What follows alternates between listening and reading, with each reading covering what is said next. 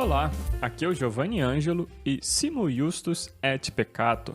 Estamos de volta com mais um episódio, nosso quarto episódio dessa temporada. Se você está acompanhando aqui a gente desde o início, você sabe que a gente já falou sobre criação, falamos sobre a queda, a entrada do pecado no mundo, e por causa dessa entrada do pecado, com a chegada do pecado no mundo, como também Deus nos traz redenção a partir de Cristo, né? Como que Deus provê para nós um Salvador. E hoje nós vamos continuar falando sobre a salvação, sobre esse processo de salvação, mas mais especificamente sobre o processo de justificação. Veremos como essa doutrina bíblica da justificação pela fé é relevante para o nosso dia a dia e como nós somos justificados diante de Deus. Não relevante só para nós, mas também relevante na história da igreja, relevante para o evangelho em si, para a mensagem do verdadeiro evangelho. Então se prepara aí que esse tema é bom demais.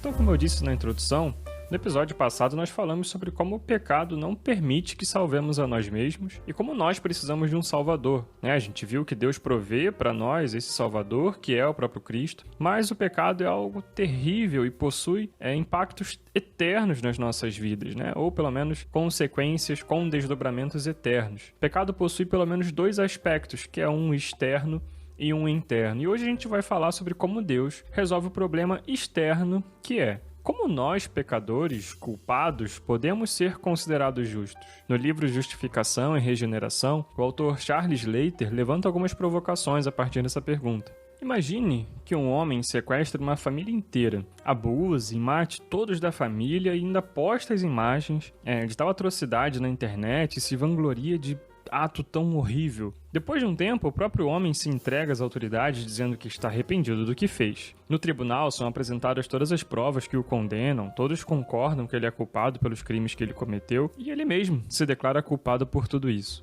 Porém, o juiz diz que, apesar de ele ser culpado, por ele ser um juiz muito amoroso e misericordioso, ele não vai aplicar sentença alguma e que vai considerá-lo justo diante da lei. Eu acredito que você concorda comigo que se isso acontecesse de fato, haveria uma revolta generalizada, né? No mínimo, esse juiz seria considerado tão mau e tão perverso quanto o próprio criminoso. Todos, inclusive, não crentes, não só os cristãos, mas inclusive os não crentes, ficariam revoltados com tamanha impunidade. E as próprias escrituras declaram uma situação parecida em Provérbios 24:24, que diz assim: quem disser ao ímpio, você é justo, será amaldiçoado pelos povos e sofrerá a indignação das nações. Ainda em Provérbios, no capítulo 17, versículo 15, diz: absolver o ímpio e condenar o justo são coisas que o Senhor odeia.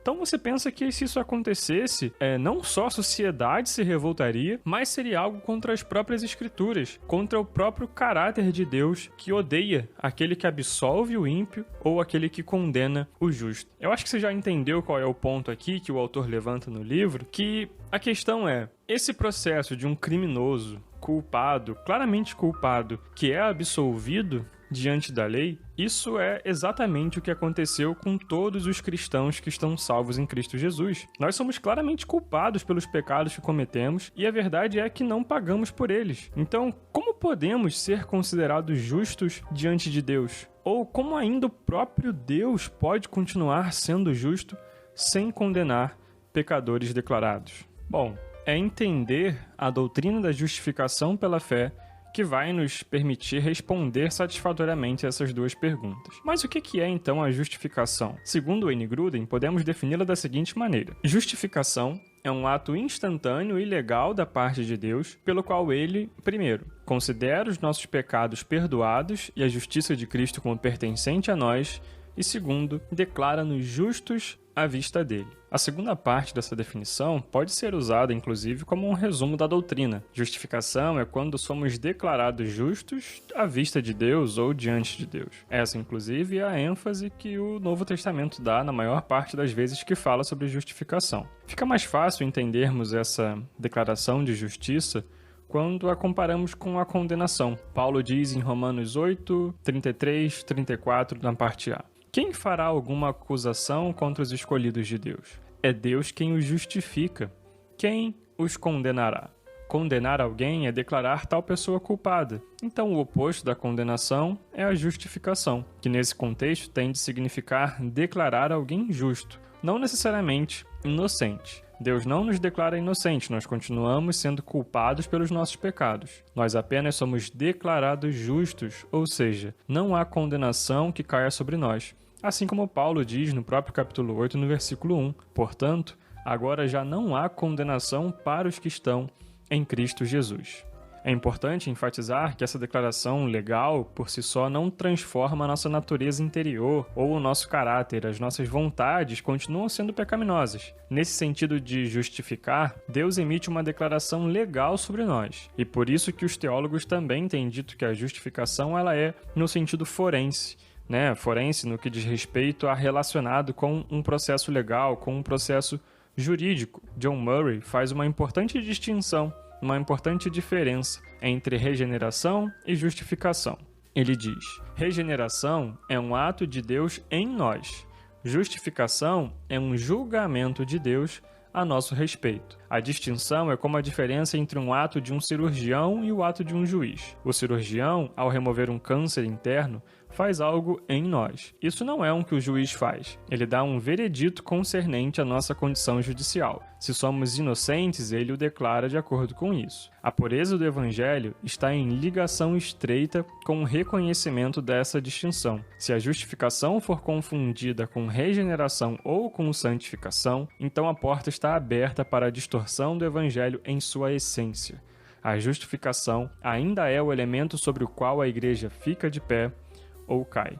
Então você pode estar pensando: então eu entendi, Giovanni, justificação é quando somos perdoados dos nossos pecados, certo? Sim, mas não só isso. Se Deus somente perdoasse os nossos pecados, ele estaria nos colocando no mesmo estado de Adão antes da queda, que é alguém neutro diante de Deus. Porém, como vimos que a justificação não muda o nosso interior, nós logo pecaríamos novamente e seríamos condenados de novo. Quando Paulo discute sobre a justificação pela fé em Romanos 4, ele trata de uma ideia de perdão total de pecados, sejam os passados, os presentes ou até os futuros. Ele cita Davi quando fala de que como são felizes aqueles que têm as suas transgressões perdoadas, cujos pecados são apagados. Como é feliz aquele a quem o Senhor não atribui culpa. Davi também reflete essa ideia no Salmo 103, versículo 12, quando diz: E como o Oriente está longe do Ocidente, assim ele afasta para longe as nossas transgressões. Ou seja,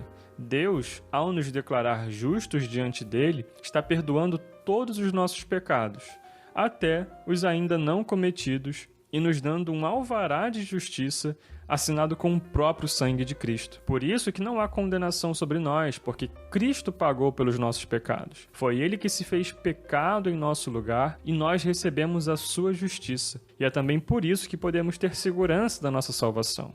Então, a justificação trata do perdão dos pecados, mas também trata de uma declaração de justiça, que é feita a nós, não pelos nossos atos, mas pelo ato sacrificial de Cristo. O que nos leva a outro conceito fundamental quando falamos da justificação, que é o conceito de imputação. Imputação, ou imputar algo a alguém, nada mais é do que considerar, reconhecer ou contar. Se olharmos para a carta de Paulo a Filemão, vai ficar mais fácil de entender como isso funciona. Quando Paulo apela a Filemão para receber de volta Onésimo, um escravo que tinha roubado de Filemão e tinha fugido, Paulo diz o seguinte: Assim, se você me considera companheiro na fé, receba-o como se estivesse recebendo a mim. Se ele o prejudicou em algo ou deve alguma coisa a você, ponha em minha conta. Está lá em Filemão, capítulo 1, versículos 17 e 18. O que Paulo está dizendo é: eu sei que Onésimo é culpado.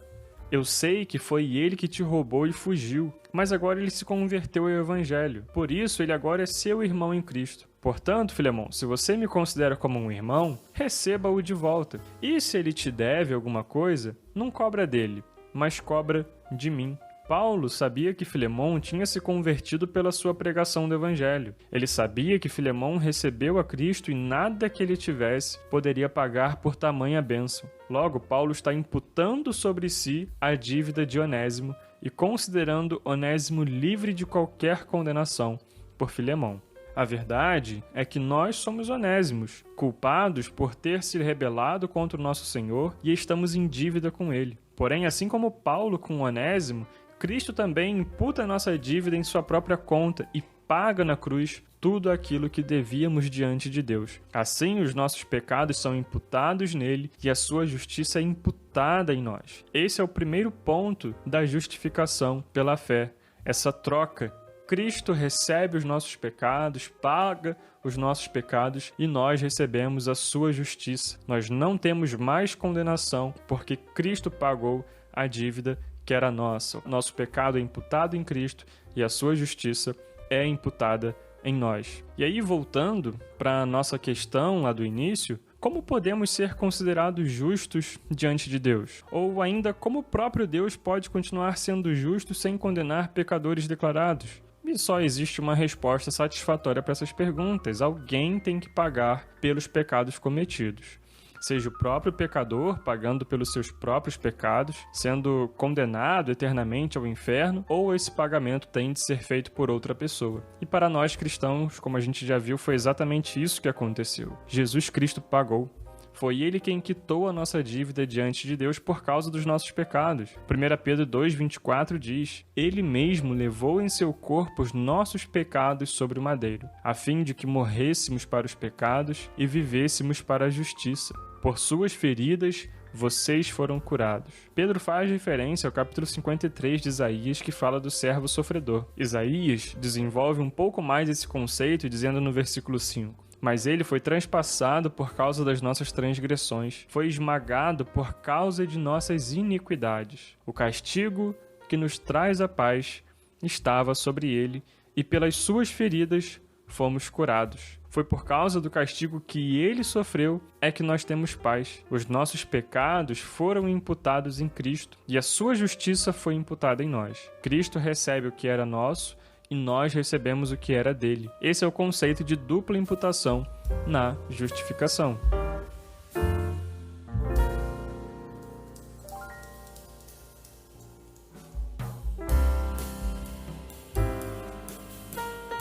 A justificação é algo tremendo, se entendido corretamente, e pode mudar a vida prática de muitos cristãos que lidam às vezes com alguns desafios diante de Deus. Então, já que a gente entendeu a justificação, sabemos que a justificação trata da forma como Deus nos declara justos diante dele e que Deus não se torna injusto ao fazer isso, porque os pecados cometidos, sejam os nossos pecados passados, os nossos pecados presentes ou os nossos pecados futuros, sejam os pecados daqueles que viveram antes da vinda de Cristo, durante a sua encarnação, ou nós e todos aqueles que ainda virão após a sua encarnação, a sua ressurreição e a sua ascensão aos céus, os pecados de todos os cristãos de todas as épocas não são pagos por esses cristãos sendo condenados ao inferno, mas são pagos por Cristo na cruz do Calvário. Então Cristo paga todos os pecados, a justiça de Deus é satisfeita em Cristo. Então Deus não é injusto ao declarar cristãos que são pecadores culpados justos diante dele, porque ele mesmo proveu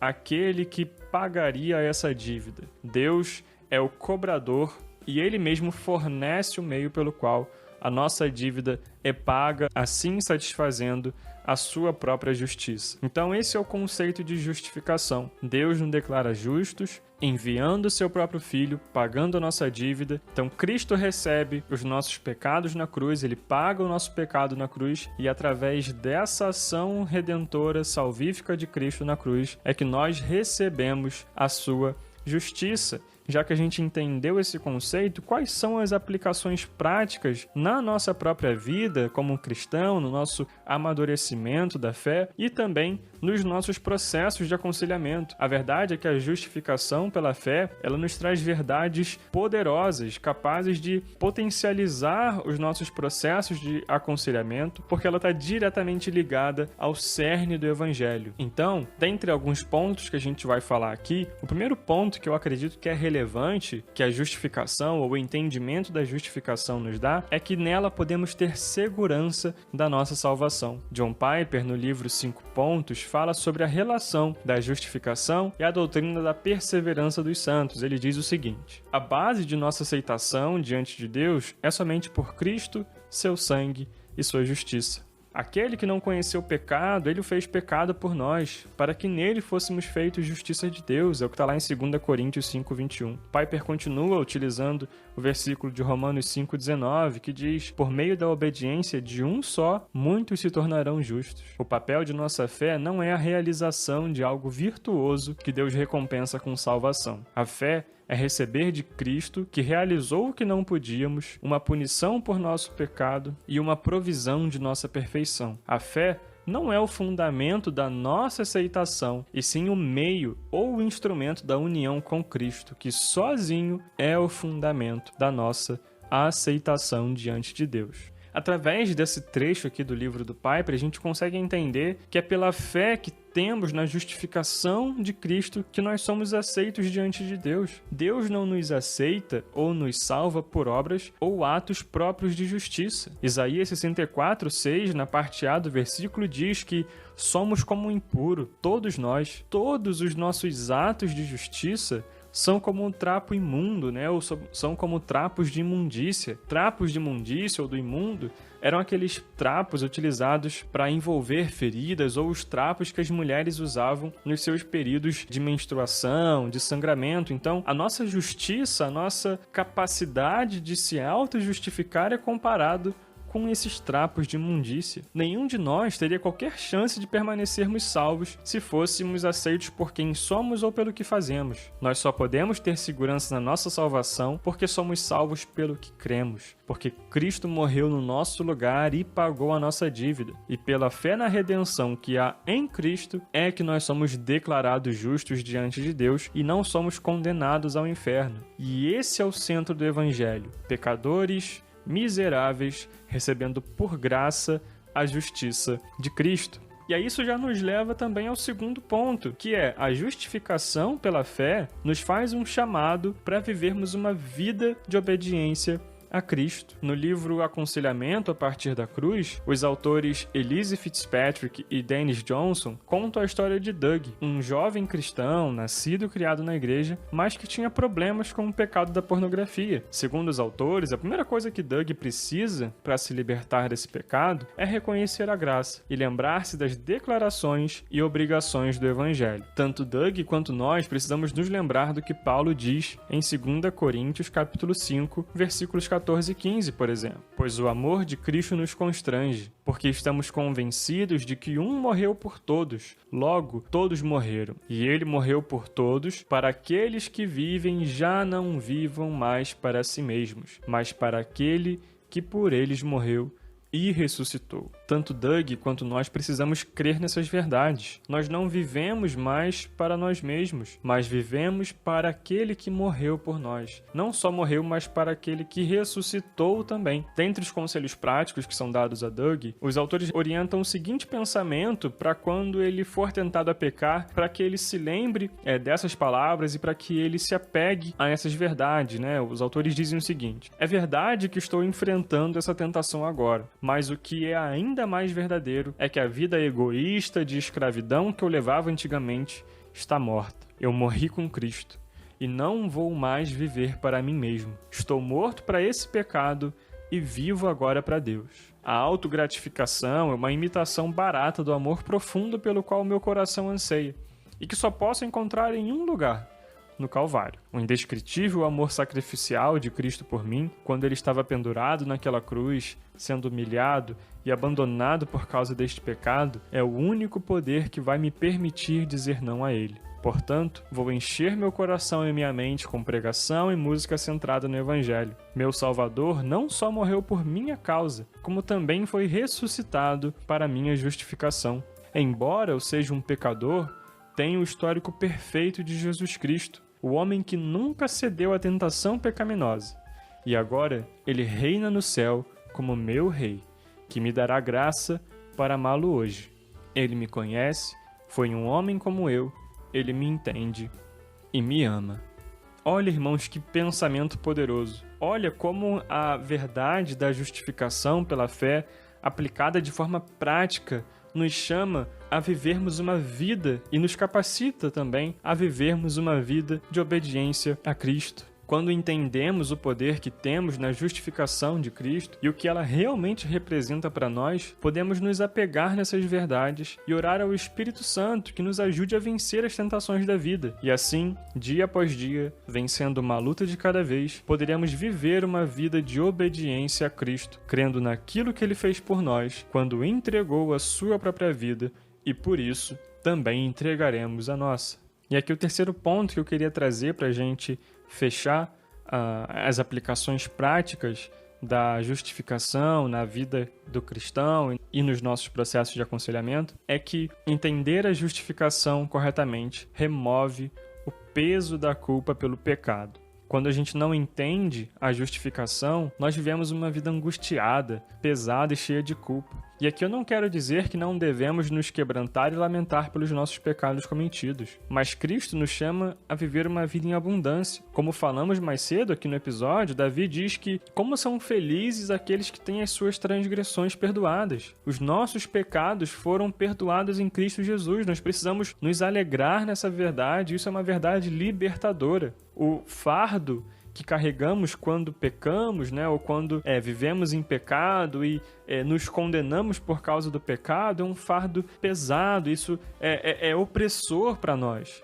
Mas nós cremos, como temos falado aqui durante todo o episódio, que Cristo pagou o preço desses pecados. Esses pecados não têm poder mais de condenação sobre nós. Por isso que ele diz que o seu jugo é suave e o seu fardo é leve, porque o peso desses pecados foi ele quem carregou. Nós agora carregamos esse fardo da sua justiça, né? Nós recebemos a justiça de Deus. Então, da mesma forma que a gente lamenta o pecado, a gente também precisa se alegrar em Cristo pelo seu perdão e pela sua justiça. E é muito legal para mim poder falar sobre isso aqui, porque eu particularmente tenho um testemunho pessoal acerca desse assunto, né? Para você que talvez não conheça a minha história, mas eu nasci e fui criado em um lar cristão, então desde pequeno eu fui criado na igreja, envolvido na igreja, sempre fui exposto à pregação das escrituras, né? Então sempre fui uma criança ali, um adolescente, um jovem aí criado dentro da igreja, então sempre ali fui um cristão normal, padrão, né? Como mais um dentre tantos aí. Então sempre tive essa vida aí criada nos princípios bíblicos, né? Nos princípios de Cristo. Porém, no contexto onde eu cresci, não era um lugar onde a justificação pela fé era um conceito muito pregado, ou pelo menos não era claro na forma como as doutrinas eram expostas na igreja. A gente via mais a parte da condenação, o que o pecado nos condena e que nós iríamos para o inferno se pecássemos, mas a parte da graça salvífica, da justificação que temos pela fé, isso pelo menos para mim não era tão claro. Então a verdade é que eu cresci nesse meio cristão, vivi toda a minha infância, adolescência e início da juventude carregando um peso de achar que um dia eu estava salvo e no outro eu tinha certeza que não, porque tinha pecado e tinha caído de novo. Então eu vivia esse evangelho pesado, um evangelho de culpa, né? Uma vida cristã pesada, uma vida cristã de culpa, né? E eu nunca me sentia seguro diante de Deus, nunca me sentia salvo verdadeiramente por saber que eu sempre pecava, por mais que eu tentasse, eu não conseguia vencer o meu pecado, e aí por isso eu sempre caía de novo e aquilo ficava num vício. E aí foi então que lá para 2016, se eu não me engano, eu conversando com um amigo do trabalho sobre teologia e estava me interessando um pouco mais sobre estudar um pouco mais desse assunto, foi então que ele me indicou um podcast do Bibotalk. E aí ali, inclusive, foi o meu primeiro contato com podcasts. Eu nem conhecia essa plataforma antes. E ali comecei a ouvir, comecei a gostar e comecei a maratonar todos os episódios. E aí eu lembro claramente que eu tava no trem, voltando do trabalho, e aí eu tava ouvindo o episódio 14, que é justamente sobre justificação, regeneração e santificação. E foi ali dentro do trem, voltando do trabalho, num dia qualquer, que ouvindo o conteúdo do episódio, os meus olhos foram abertos para a graça de Deus. E pela primeira vez ali eu entendi o evangelho como ele é. Foi ali que eu entendi o significado da frase de Lutero que eu usei aqui na abertura do episódio, né, que é o Simul Justus et Peccator, né, que significa simultaneamente justo e pecador. Somente ali, entendendo a doutrina da justificação, que eu pude de fato descansar em Cristo, sabendo que a minha salvação não dependia de mim, mas dele, que a obra que ele tinha feito por mim na cruz era maior que tudo do que eu poderia fazer por ele. Para mim, hoje é um grande privilégio poder também comentar sobre esse assunto da justificação na mesma mídia, né? Aqui também em formato de podcast, que foi o meio pelo qual Deus usou, por exemplo, para me mostrar a sua graça verdadeira há alguns anos atrás. E a minha oração aqui é que Deus possa nos dar graça, da gente também poder ter tanto a segurança da nossa salvação, para que a gente consiga, né, seja capacitado a partir dessas verdades a viver uma vida de obediência a Ele, e que Ele remova de nós o fardo da culpa e que nós possamos descansar também nas suas verdades libertadoras. E aí, para a gente encerrar aqui o episódio, eu gostaria de deixar uma citação do Tim Keller do livro Fé na Era do Ceticismo, onde ele diz o seguinte: quando minha compreensão do Evangelho ainda era muito limitada, a visão que eu tinha de mim mesmo oscilava violentamente entre dois polos. Quando meu desempenho estava à altura dos meus padrões no trabalho acadêmico, nas realizações profissionais ou nos relacionamentos, eu me sentia confiante, mas não humilde. Minha tendência era ser orgulhoso e antipático para com pessoas que fracassam. Quando meu desempenho ficava abaixo dos padrões, me sentia humilde, mas não confiante. Me sentia um fracasso. Descobri, porém, que o Evangelho continha os recursos para construir uma identidade única. Em Cristo, eu poderia saber que era aceito pela graça, não só apesar das minhas falhas, mas porque eu estava disposto a admiti-las. O Evangelho, ou a Boa Nova Cristã, é que eu sou tão falho que Jesus teve de morrer por mim, mas sou tão amado e valorizado que Jesus sentiu-se feliz de morrer por mim. Isso nos leva a uma profunda humildade e, ao mesmo tempo, a uma profunda confiança. Enfraquece tanto a vanglória quanto a lamúria. Que o Senhor nos ajude e que o seu Santo Espírito aplique essas verdades nos nossos corações. Que através desse entendimento correto da justificação pela fé, nós possamos descansar nos seus braços, tendo segurança da salvação, vivendo uma vida de obediência e sendo libertos do peso do pecado, porque já somos libertos da condenação do pecado, porque Cristo pagou a nossa dívida e nós recebemos a sua justiça. O castigo que nos traz a paz estava sobre ele e pelas suas pisaduras nós fomos sarados.